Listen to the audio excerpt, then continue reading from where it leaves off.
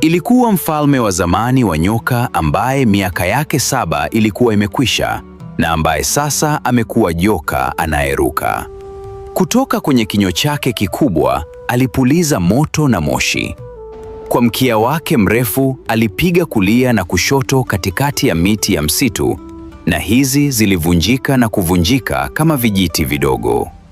Mchawi akiendelea kukariri kutoka kwenye kitabu chake, alimpa Kimani hatamu.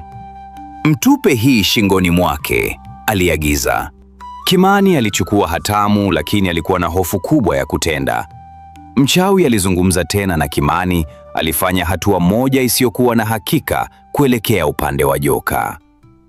Aliinua mkono wake kutupa hatamu juu ya kichwa cha joka, wakati joka ghafla alimgeukia, akasogea chini yake, na kabla Kimani hajajua kilichokuwa kinatokea, alijikuta mwenyewe juu ya mgongo wa joka na alihisi kuzinduliwa juu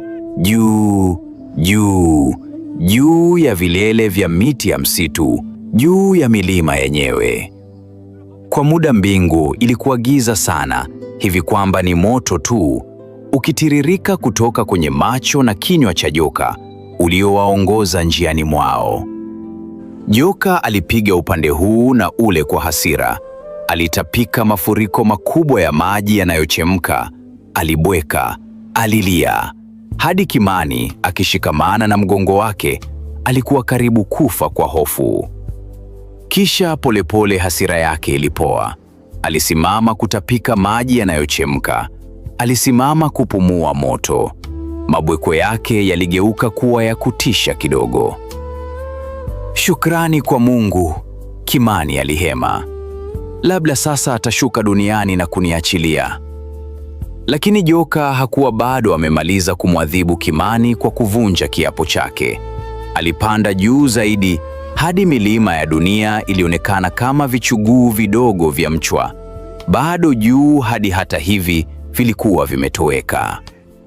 Mbele walienda, wakipiga kasi kupitia nyota za mbinguni.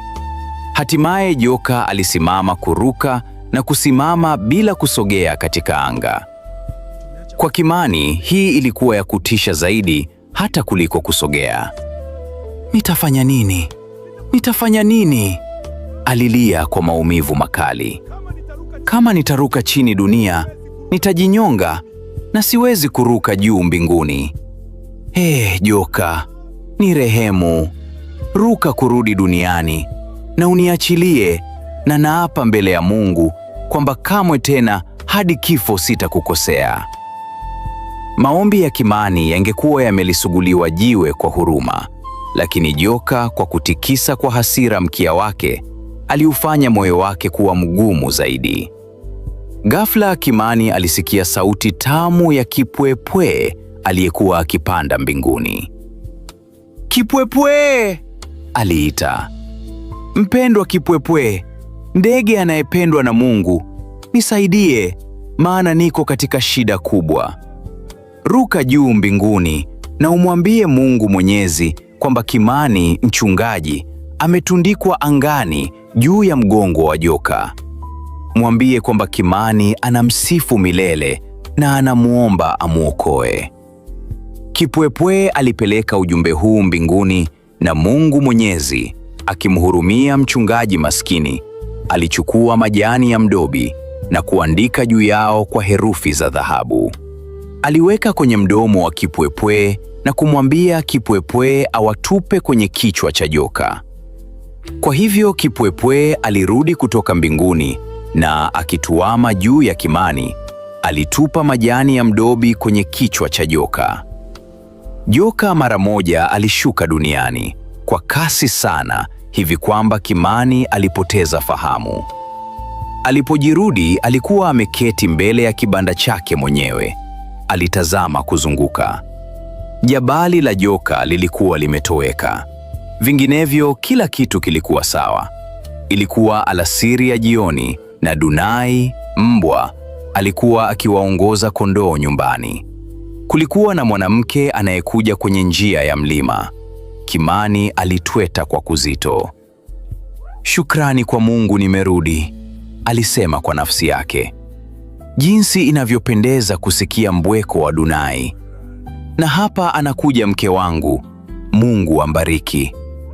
Atanilaumu najua, lakini hata akifanya hivyo, jinsi ninavyofurahi kumuona. Na hivyo ndivyo safari ya Kimani ilivyomalizika. Safari ya ajabu iliyompeleka chini ya jabali la siri, ikampandisha juu ya anga na kumrudisha tena duniani kwa rehema. Lakini Kimani hakurudi akiwa yule yule. Alirudi akiwa amejifunza jambo ambalo watu wa kale walilijua vizuri. Kiapo si mchezo. Neno la mtu si upepo unaopita, ni ahadi inayofunga moyo na inaweza kumfuata mtu hadi gizani, hata hadi mbinguni. Kwa sababu wakati mwingine hatari kubwa haianzi na joka wala mchawi. Huanza pale mtu anapovunja neno lake mwenyewe. Tangu siku ile, Kimani aliishi kwa tahadhari, akiheshimu maneno yake na akijua kuwa uaminifu ni utajiri na kuvunja kiapo ni kupoteza hatima. Na hapo ndipo hadithi yetu inaishia. Kama umeipenda hadithi hii